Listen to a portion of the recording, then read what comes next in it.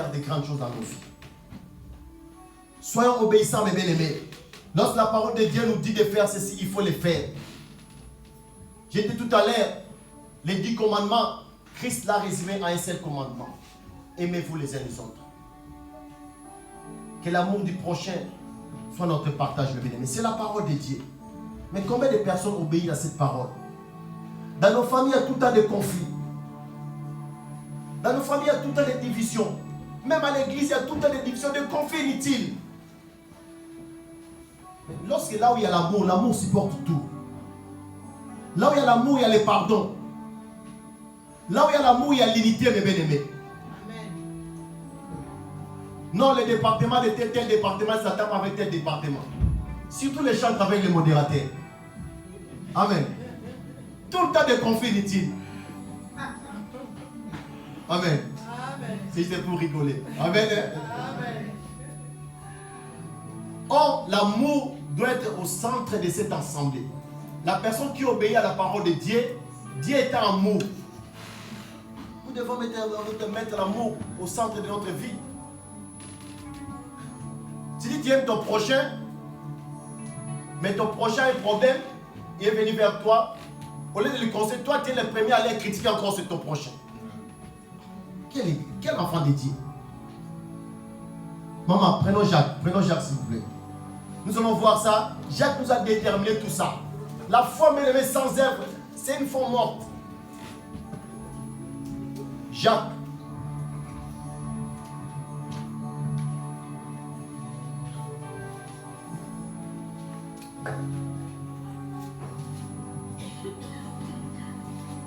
C'est là que nous allons finir et nous allons prier.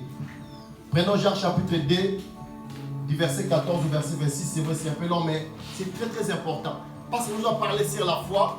Et mais la foi sans les œuvres, c'est une foi morte. Lorsque tu n'arrives pas à obéir à cette parole, c'est que Jacques nous a parlé, parce que Jacques nous a parlé. Mais c'est difficile d'avoir la gloire de Dieu dans ta vie. Écoutez, Jacques chapitre 2, du verset 14 au verset 26. Je lis la parole de Dieu au nom de Jésus-Christ. Amen. Mes frères, que sert-il à quelqu'un de dire qu'il a la foi s'il n'a pas les œuvres? La foi peut-elle les sauver? Si un frère ou une sœur sont nus et manquent de la nourriture de chaque jour, et que l'un d'entre vous leur dise: allez en paix, chauffez-vous et vous rassasiez, et que vous ne leur donniez pas ce qui est nécessaire au corps, à quoi cela sert-il? Il en est ainsi de la foi. Si elle n'a pas les œuvres, elle est morte en elle-même. Mais quelqu'un dira: toi, tu as la foi et moi j'ai les œuvres. Montre-moi ta foi dans les œuvres et moi je te montrerai ma foi par mes œuvres. Tu crois qu'il y a un seul Dieu. Tu fais bien. Les démons les croient aussi et ils tremblent. Veux-tu savoir, ô homme vain, que la foi sans les œuvres est inutile?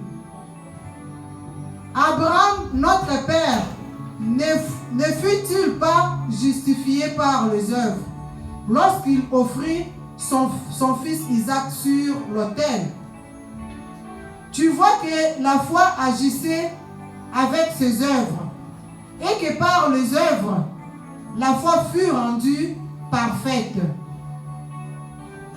Ainsi s'accomplit ce que dit l'Écriture. Abraham crut à Dieu et cela lui fut imputé à justice. Et il fut appelé ami de Dieu. Vous voyez que l'homme est justifié par les œuvres et non par la foi seulement. Rahab, la prostituée, ne fait-elle pas également justifiée par les œuvres lorsqu'elle reçut le message et qu'elle le fut partir par un autre chemin? Comme le corps sans âme est mort, de même la foi sans les œuvres est morte. Amen. Parole du Seigneur. Amen. Amen, mes bien-aimés. Amen, l'Église. La foi sans œuvre, c'est une foi morte. Comment peut-il dire j'ai la foi, mais quelqu'un qui souffre dans ta présence, tu es là, la personne souffre. Tu n'arrives même pas à secourir la personne et tu dis que tu as la foi. C'est les chrétiens d'aujourd'hui. Quelqu'un est venu avec un problème, tu es la première personne à critiquer encore cette personne. Et en fait, dans l'église ou dans la vie chrétienne, il y a plus de secrets aussi. Quelqu'un est venu se confier à toi, ton frère ou ta sœur, mais tu es la première personne encore à critiquer ou à commencer à dire du mal de cette personne.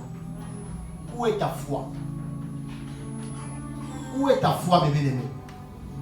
Pourquoi nous n'arrivons pas à obéir à cette parole, mes bien-aimés? La parole de Dieu. Pourquoi nous n'arrivons pas à obéir à cette parole? Mais lorsqu'on est là, ouais, moi j'ai la foi, moi, prier, très bien. Mais quelqu'un qui est à côté de toi, et tu arrives à porter secours à cette personne. Aimons-nous les uns les autres, comme Dieu sait nous a aimés. Amen. Amen. Que Dieu bénisse sa parole. Lèvons-nous, nous allons prier.